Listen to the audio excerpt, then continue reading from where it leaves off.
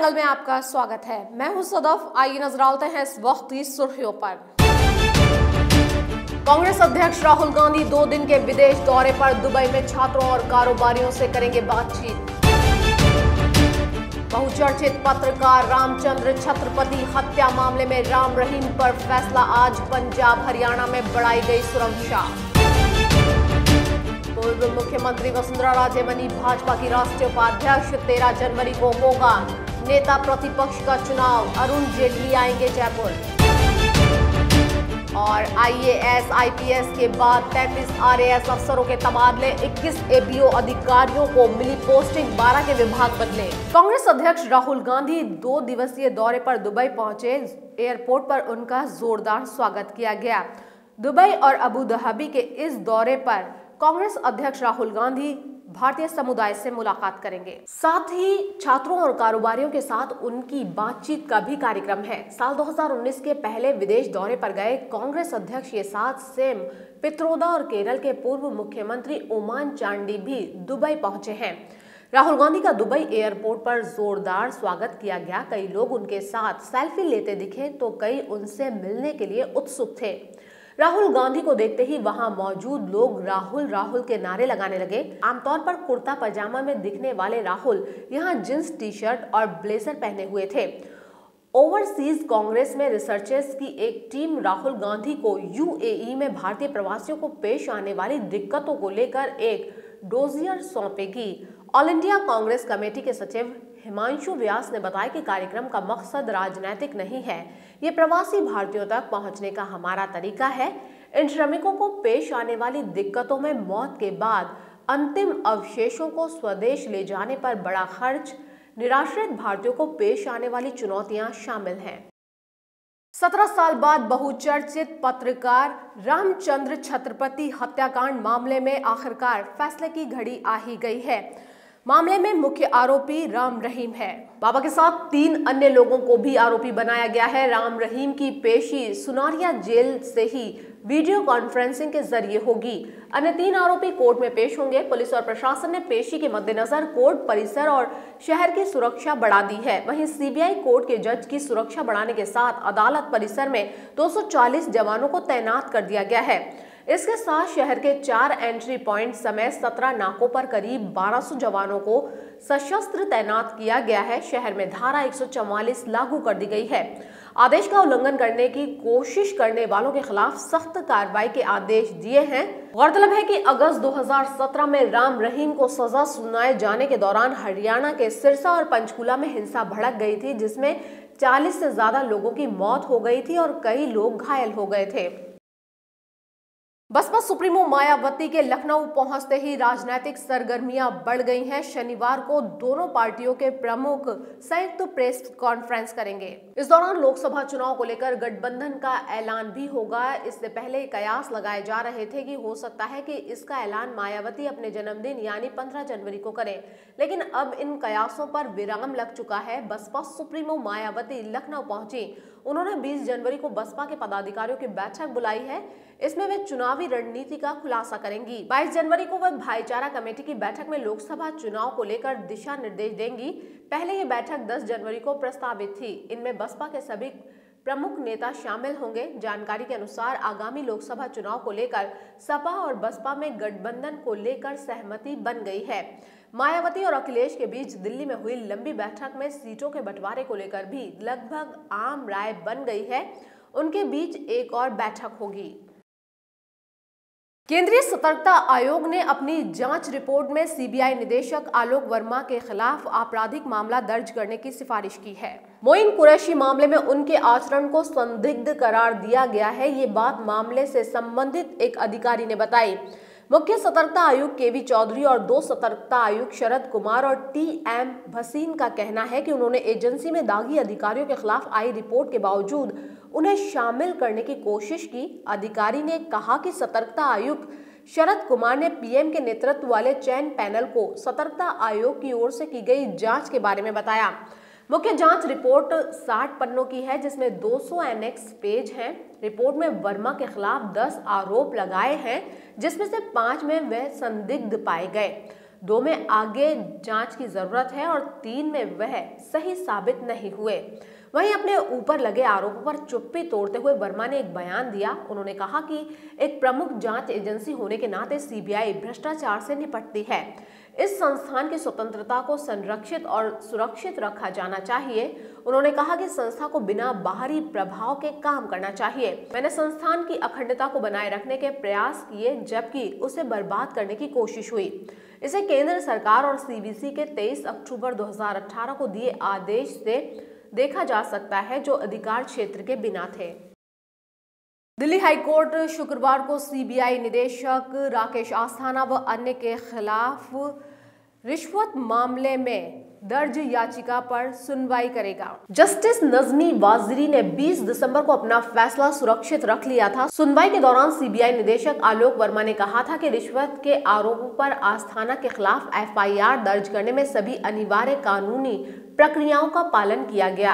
हैदराबाद के बिजनेसमैन सतीश बाबू सना ने एक मामले में राहत पाने के लिए अस्थाना को रिश्वत दी थी। सना ने अस्थाना के खिलाफ भ्रष्टाचार, जबरन वसूली, पक्षपात और गंभीर कदाचार के आरोप लगाए थे।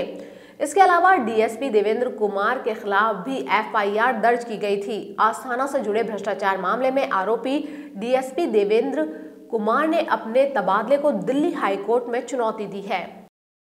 आज बीजेपी मिशन 2019 की शुरुआत दिल्ली के रामलीला मैदान में होने वाली राष्ट्रीय परिषद की बैठक से करेगी, जहां देश भर के नेताओं और कार्यकर्ताओं को प्रधानमंत्री नरेंद्र मोदी जीत का मंत्र देंगे।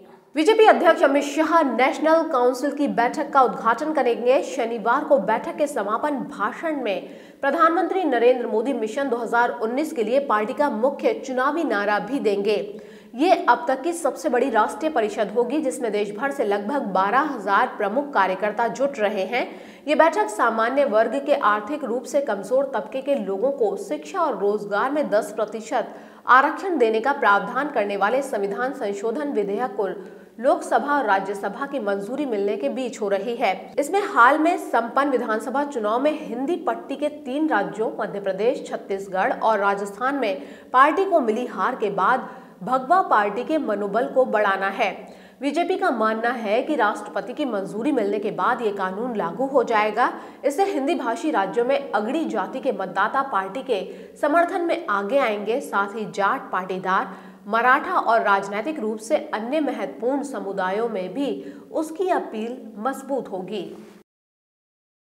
प्रदेश में आईएएस, आईपीएस की बड़ी अदला बदली के बाद अब राज्य सरकार ने प्रशासनिक सेवा के अधिकारियों को बदलना भी शुरू कर दिया है। कार्मिक विभाग ने 33 आरएएस अफसरों की तबादला सूची जारी की है। इनमें 21 एपीओ अधिकारियों को पोस्टिंग दी गई है। 12 अधिकारियों के विभाग बदले गए हैं। इनमें पिछली भाजपा सरकार में मंत्रियों के एसए रहे अधिकारी भी शामिल हैं।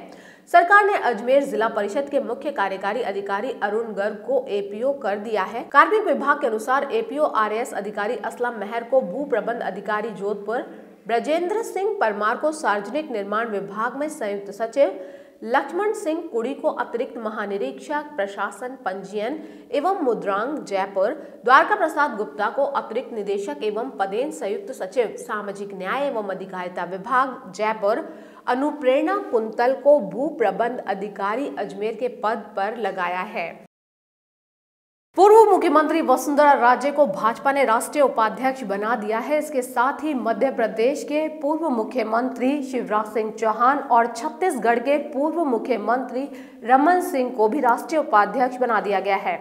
राजे अब नेता प्रतिपक्ष की दौड़ से बाहर हो गई हैं। पार्टी 13 जनवरी को प्रदेश में नेता प्रतिपक्ष का चयन करेगी। इसके लिए केंद्रीय वित्त मंत्री अरुण जेटली जयपुर आ रहे हैं। तीनों राज्यों में हाल ही में हुए विधानसभा चुनाव में पार्टी की हार हुई थी। इसके बाद पार्टी ने तीनों नेताओं को उनके राज्यों में नेता प्रतिपक्ष बनाने से इनकार कर दिया था। राष्ट्रीय परिषद की बैठक में भाजपा अध्यक्ष अमित शाह ने पार्टी के शीर्ष नेताओं के साथ मंत्रणा कर ये निर्णय किया। चुनाव आयोग द्वारा गठित कमेटी ने आदर्श आचार संहिता में संशोधन की सिफारिश की है। इन सिफारिशों के मुताबिक पार्टियों को पहले चरण के मतदान समाप्ति के 72 घंटे पहले अपना चुनावी घोषणा पत्र जारी करना होगा। कमेटी ने इलेक्शन साइलेंस यानी चुनावी प्रचार पर रोक का दायरा social media, internet, cable channels और प्रिंट मीडिया के ऑनलाइन संस्करणों तक बढ़ाने की बात कही है। साथ ही सोशल मीडिया एजेंसी को राजनीतिक प्रचार की चीजों को अन्य सामग्री से अलग करके पार्टी और उम्मीदवार के इन माध्यमों पर खर्च किए पैसे का हिसाब रखने को कहा गया है। चुनाव आयोग ने इस 14 सदस्यों वाली कमेटी का गठन पिछले साल मीडिया के प्रचार को देखते हुए लोक प्रतिनिधित्व अधिनियम के अनुच्छेद 126 की समीक्षा के लिए किया था। कमेटी में आयोग के 9 अन्य सदस्यों के अलावा सूचना और प्रसारण मंत्रालय, कानून मंत्रालय, IT मंत्रालय, नेशनल ब्रॉडकास्ट एसोसिएशन और प्रेस काउंसिल ऑफ इंडिया के एक नामित सदस्य शामिल थे। वर्तमान में घोषणा पत्र जारी करने को लेकर कोई बंदिश नहीं है। प्रदेश में स्वाइन फ्लू बेकाबू होता जा रहा है। गुरुवार को भी 6 मौतें हुई, 78 पॉजिटिव केस सामने आए। पिछले 8 साल में जनवरी में सबसे अधिक केस सामने आ चुके हैं और सरकार की ओर से किए जा रहे बंदोबस्त नाकाफी साबित हो रहे हैं। हालात का अंदाजा इस बात से ही लगाया जा सकता है कि जनवरी माह के महज 10 दिन में 22 मरीजों की मौत हो चुकी है।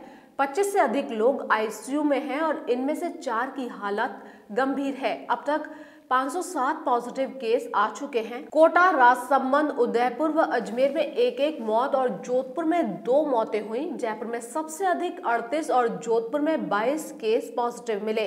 इस बीमारी से मौतों के मामले में राजस्थान पूरे देश में दूसरे नंबर पर है। पिछले पूरे साल के आंकड़ों के हिसाब से 434 मौतों के साथ महाराष्ट्र पहले और 92 मौतों के साथ गुजरात दूसरे नंबर पर है।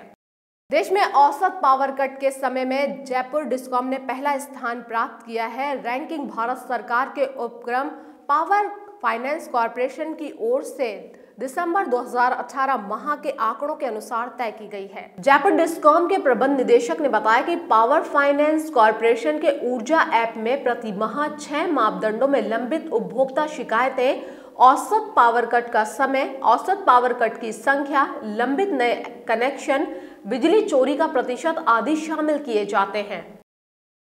इसी के साथ इस बुलेटिन में इतना ही। खबरों का सिलसिला लगातार जारी रहेगा। आप बने रहिए हमारे साथ। नमस्कार।